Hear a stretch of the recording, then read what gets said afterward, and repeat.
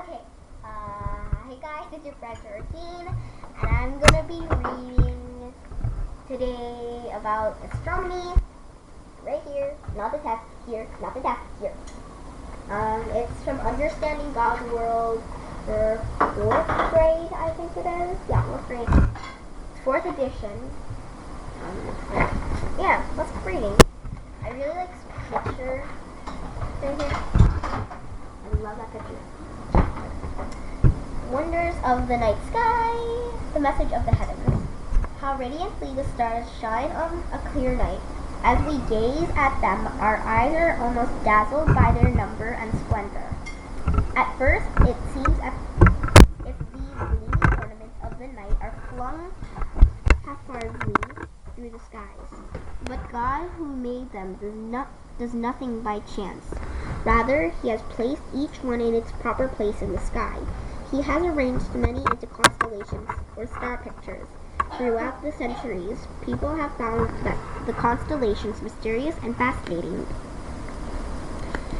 They have thought that the constellations told stories.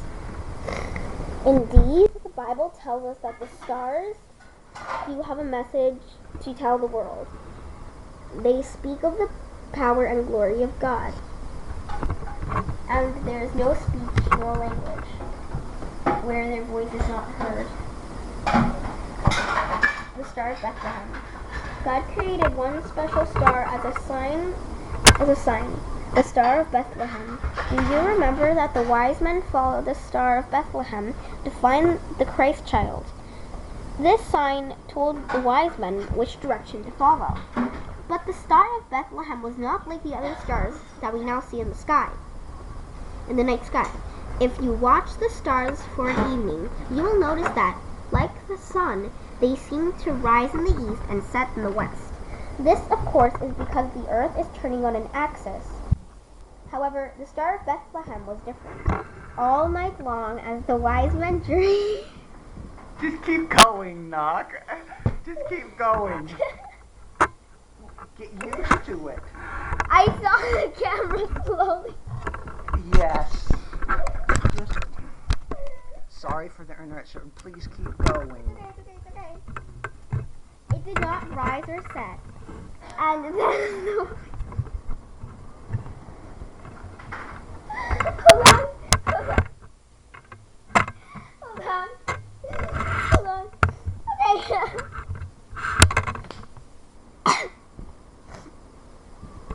Did not rise or set. It did not rise or set.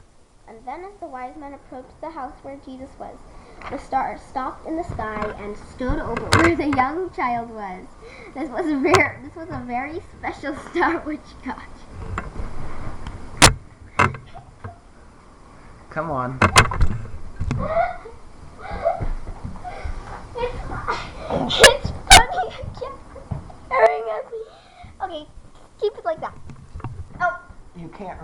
You can't read it through there. There's not enough resolution. Well, I can read it like this. Okay, read it. And this was a very special star which God was telling me to guide the wise men to Jesus. The immensity of the heavens. All the stars that you can see without a telescope are a huge star group or galaxy, the Milky Way. Are you getting this? Yes, I'm getting it. No. Come down closer. Georgene, I'm directing. You're acting. Go. I want to show them the picture of the Milky Way. There is the picture of the Milky Way. Okay. There's another picture of the Milky Way, although that's an artist's rendition because we can't view it from that angle. Unless if a satellite got that. There's no satellite ever been out that far. Okay. At least not any man-made satellite. Earth man-made. Besides being home to the sun and our Earth, the Milky Way may contain about 400 billion other stars. The sun orbiting the center of the Milky Way travels a path so huge that 225 billion years would be needed to complete it. Yet the Milky Way extends far beyond the region where the sun travels, and the Milky Way is only one of the billion galaxies, each containing innumerable stars. These billions of galaxies make up the universe, or all the things which God created. Okay, one question. What does innumerable mean? Can't be counted. Very good. If you wanted to say it in one word, it would be infinite. Yeah. These billions of galaxies make up the universe, or all the things which God created. It is impossible for us to understand the size of the universe, but we begin to think about the immensity of God's creation. We were filled with wonder. We feel a sense of our smallness, as well as an admiration for God's handiwork. God not only created the heavenly bodies, but he calls them by name. Truly we serve the great God. Perhaps the greatest wonder that is that this God loves weak and sinful people. The beauty of the solar system. The glory of the night sky is only a small part of the beauty we would see if we could take a rocket trip through the heavens. As we soared through our solar system, the part of our galaxy made up of our sun and 8 planets, we would encounter many magnificent sights. Can you show them here? Okay, hold on, let's go from order. Mercury, Venus, Earth, Mars, Jupiter, Saturn, Uranus, and Neptune. It's often pronounced Uranus as opposed to Uranus, which sounds kind of rude. It's pronounced Uranus. There's no polite way to sound it. It either sounds like your front, what comes out your front, or what comes out your back. Don't talk about it. Now, the Russians, instead of talking about black holes, because that's their slang term for anus, they talk about collapsed stars. Okay, enough of that. Go on. Why did you all of a sudden talk about? Because we're talking about Uranus. Or Uranus. Okay, come on. Uranus.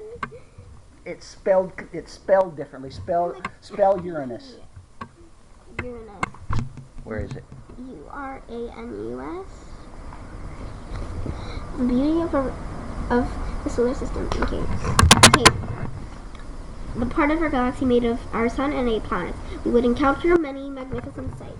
The stark beauty of barren planets would be awe-inspiring. Planets are heavenly bodies which revolve around the sun. The 8 planets of our solar system, in order from the sun, are Mercury, Venus, Earth, Mars, Jupiter, Saturn, Uranus, and Neptune. On Venus, we might behold the fiery of lightning storms crashing over the desolate landscape. Mars would reveal a red surface scarred with gigantic craters and crisscrossed by canyons, one that is 3 times deeper than the Grand Canyon.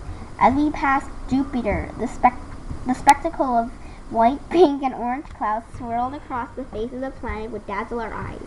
Amid these clouds of gases swirls the great red spot. Hold on. Quick thing, there's a state bird card here. It's the pheasant. And it's the state bird of South Dakota. And the ring-necked pheasant is a favorite game bird. It is not only beautiful to look at, it is also delicious to eat.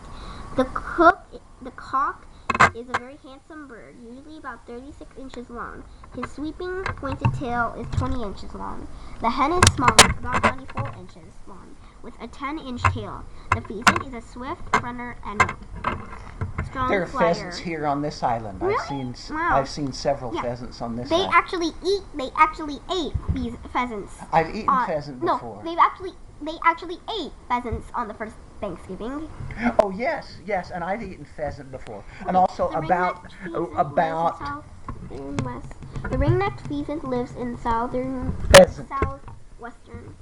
Canada, most of the western United States, throughout the Midwest, and in New England. Pheasants live in pastures with brush close by for cover, along the grassy edges of the woods.